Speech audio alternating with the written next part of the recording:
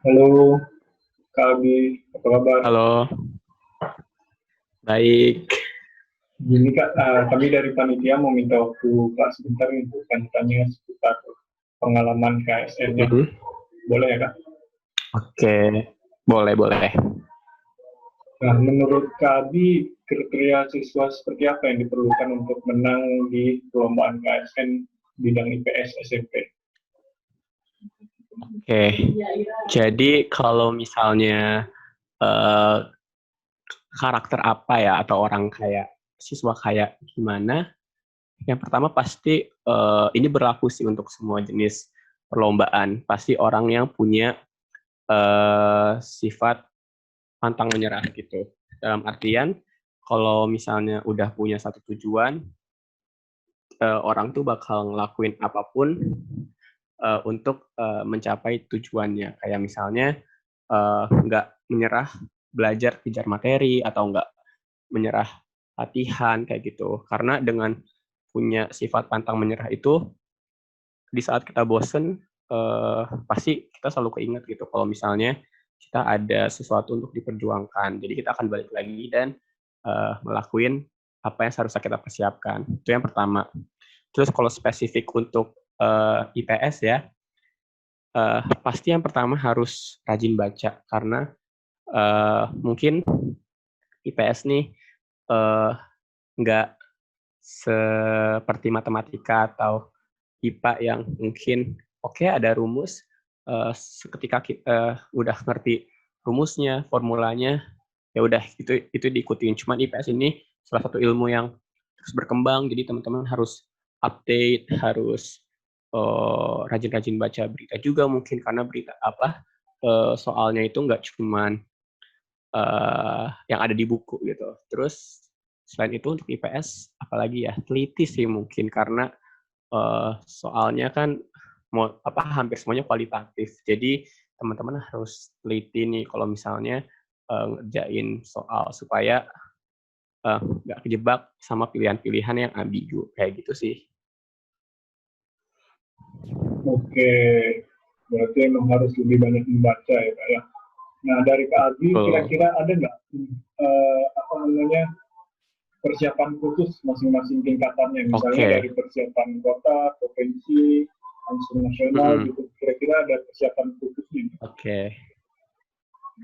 Oke. Jadi waktu dulu ya, eh, persiapan khusus mungkin di setiap tahapan sama, tapi mungkin yang beda adalah porsinya dan waktunya. Kalau misalnya menuju OSK, dulu tuh aku tuh eh, baca materi lebih dari apa yang aku baca di kelas gitu. Dan itu eh, catet iya, baca iya, dan latihan soal juga iya. Jadi latihan-latihan yang kayak gitu aja. Tapi seiring dari level kota ke provinsi lebih intens lagi. Bahkan ada kalanya di mana aku ini sama guru IPS harus apa ya, ibarat dispensasi lah. Jadi nggak ikut belajar di kelas, tapi belajar di ruang khusus gitu, belajar belajar untuk persiapan lomba. Nah, menuju ke nasional sama gitu.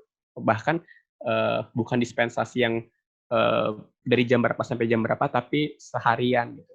Jadi memang lebih ke porsinya aja sih yang ditingkatkan lagi gitu. Mungkin untuk bahan bacaannya sama juga sih. Jadi kalau yang OSK ya aku coba baca buku-buku aja dulu, buku-buku SMP ya maksudnya.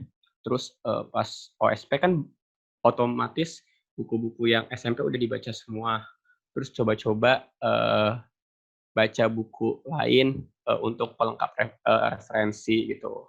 Jadi ya lebih ke porsinya aja, tapi untuk apa yang dilakuin kayak hampir sama semuanya.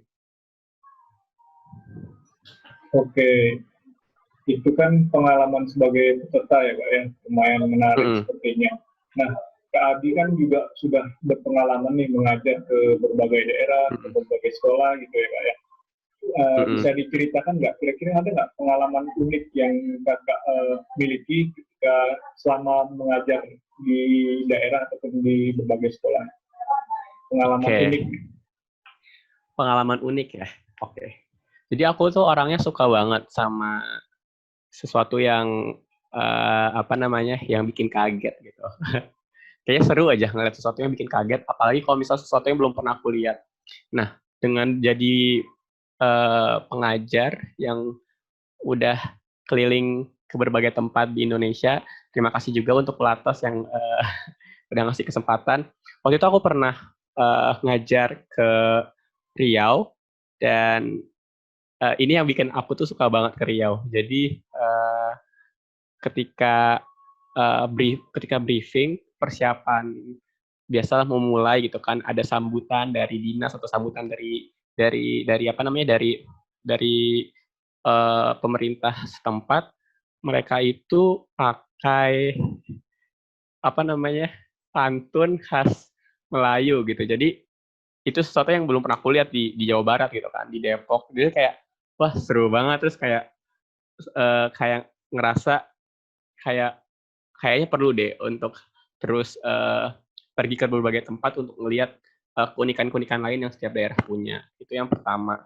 Kalau untuk ketika ngajar sih, mungkin pengalaman uniknya itu dapat apa ya, dapat semacam koreksi dari adik-adiknya yang tinggal di daerah yang mereka tuh lebih tahu informasinya. Kayak misalnya karena IPS itu kan luas banget ya, jadi kayak misalnya aku ngajar sejarah gitu, ngajar sejarah tentang perang Padri di Sumatera Barat. Oh, ketika aku ngajar ternyata dapat koreksi dari waktu itu di Padang ngajarnya, dari teman-teman peserta dari Padang gitu. Jadi kayak kita dapat perspektif baru yang apa ya, bisa dibilang nggak ada di buku gitu. Jadi itu unik juga sih kayak gitu.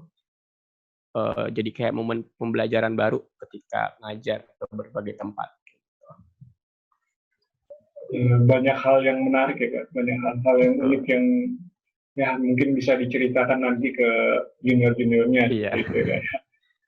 Terakhir nih Kak, pertanyaan dari kami, adakah saran dari Kakak untuk peserta bidang IPS SMP nih?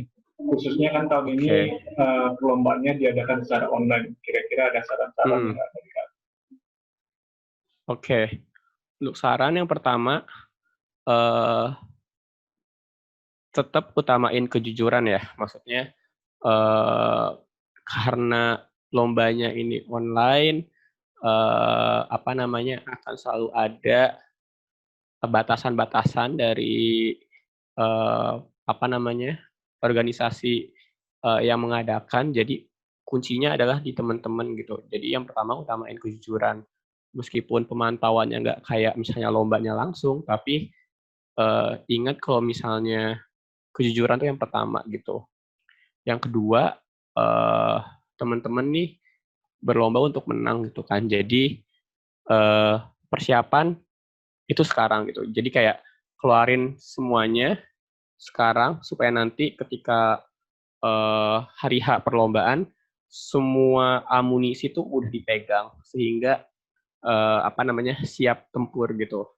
Terus untuk hari H teman-teman yang bidang IPS teliti aja sih. Jadi jangan buru-buru ngerjain soalnya, selalu ngerasa salah aja supaya teman-teman nanti apa namanya, lebih sering ngecek dan mastiin apakah memang jawaban yang teman-teman pilih itu benar atau enggak, kayak gitu. Oke, terima kasih banyak Kak Abi atas penjelasan-penjelasan ini. Semoga apa yang Kak Abi sampaikan bisa bermanfaat buat peserta dalam persiapan KSM tentunya. Siap, sama-sama. Baik, sampai bertemu kembali Kak. Sukses selalu. Iya.